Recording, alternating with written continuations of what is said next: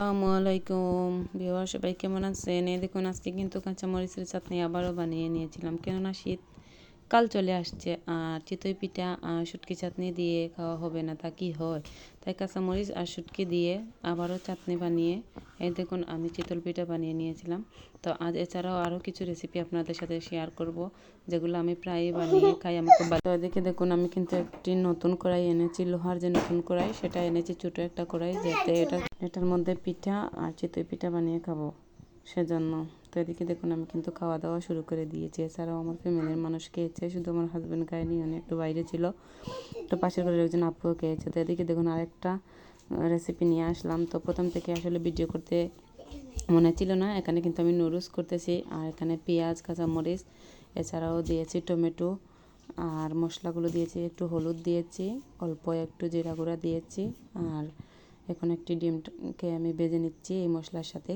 এরপর কিন্তু আমি নুডলসগুলোকে ঢেলে দিব, আর পাশাপাশি নুডলসের যে মশলাগুলো আছে সেগুলোও দিয়ে দিব। তো আপনারা সে পর্যন্ত দেখুন, আর যারা নতুন অবশ্যই তারা সুন্দর গঠনমূলক কমেন্ট করবেন, সবার পাশে থাকার চেষ্টা করবেন, তাহলেই দেখবেন কিন্তু আপনার রিচ এঙ্গেজমেন্টগুলো বেড়ে যাবে। আর আমরা যারা এই প্ল্যাটফর্মগুলোতে নতুন কাজ করছি, মনোযোগ সহকারে কাজ করে যাই, নিয়মিত রেগুলার ভিডিও ছাড়ি, তাহলেই কিন্তু আমরা সফলতা অর্জন করতে পারবো। তো এদিকে দেখুন, আমি কিন্তু নুডলসগুলো দিয়ে হালকা নুডলসগুলো দিয়ে নাড়া দিয়ে দিচ্ছি কিছুটা সময়। তারপরেই কিন্তু দেখুন লাস্টে আমার নুডলসগুলো হয়ে গেছে। এছাড়াও দেখুন, আরেকটা রেসিপি আপনাদের সাথে শেয়ার করবো। তো আমার নুডলসটা কিন্তু প্রায় শেষের দিকে।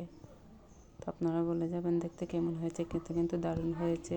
আমি খেয়েছি, আমার বাচ্চাকেও খাইয়েছি। আমি প্রায় সময় আমার বাচ্চাকে নাস্তা দিই নুডলস বা এই ধরনের খাবারগুলো দিয়ে, সবজি দিয়ে বানিয়ে দিই বাচ্চাদের। সবসময় হোমমেড ফুড দেওয়ার চেষ্টা করবেন। তো আমার বাচ্চাকে আমি কিছুটা ঝালও খেতে দিই।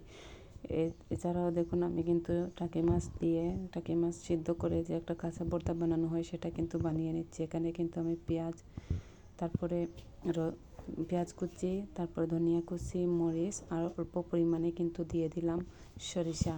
তো আমি কিন্তু এখানে এই ভর্তাটাও বানিয়ে নিচ্ছি। আপনারা কে কে এই ভর্তাটা খেতে পছন্দ করেন অবশ্যই কমেন্ট করে জানাবেন, আর কে কোথা থেকে আমার এই ভিডিওটা দেখছেন অবশ্যই বলে যাবেন। তো এদিকে দেখুন, ভর্তাটাও হয়ে গেছে। এখন কিন্তু আমি একটা রান্না করব, সেটা হলো পুঁটি মাছ পছন্দ করে না এমন কোনো মানুষ নেই, অনেকেই কিন্তু এই মাছটাকে পছন্দ করে। আর ছোটো মাছ খেতে আমাদেরও ভালো লাগে, আমার হাজব্যান্ডেরও অনেক ভালো লাগে।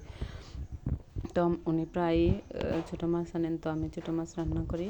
আমারও রান্না করতে পছন্দ হয় বা ভালো লাগে, আমি রান্না করে দেই। তো এক এক করে কিন্তু আমি এখানে দিয়ে দিয়েছি। পেঁয়াজটাকে কিছুক্ষণ কষিয়ে মরিচ, হলুদ, তারপরে কিন্তু বাকি মশলাগুলো দিয়ে দিয়েছি, আপনারা দেখে নেবেন। আর আমি কিন্তু আমার রান্নাতে প্রায় সময়ই অল্প পরিমাণে ধনিয়া গুঁড়া, অল্প পরিমাণে একটু জিরা গুঁড়া দিয়ে থাকি।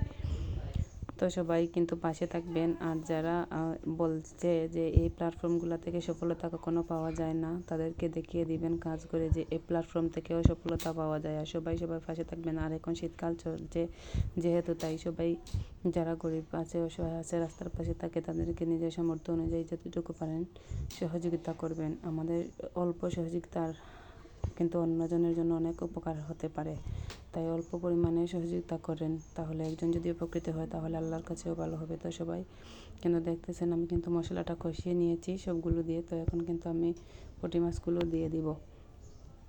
তো অবশ্যই সবাই সুন্দর গঠনমূলক কমেন্ট করবেন, আর অন্যের ভিডিওকে কখনো ধাক্কা দিবেন না। ফুল ভিডিও দেখে তারপর সুন্দর একটা গঠনমূলক কমেন্ট করে যাবেন, তাতেই কিন্তু দেখবেন আপনার ভিডিও কেউ ধাক্কা দিবে না, সবাই দেখবে, সুন্দর গঠনমূলক কমেন্ট করবে। তো সবাই ভালো থাকুন, সুস্থ থাকুন, আল্লাহ হাফেজ।